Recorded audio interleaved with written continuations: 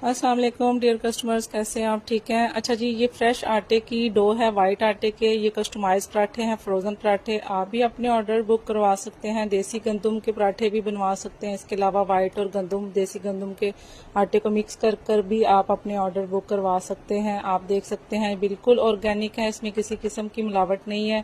गुजरांवाला की ऑडियंस अपने ऑर्डर अभी बुक करवाएं, हमारे व्हाट्सएप पर रब्ता करें और अपने ऑर्डर बुक करवाएं। अल्लाह हाफिज़।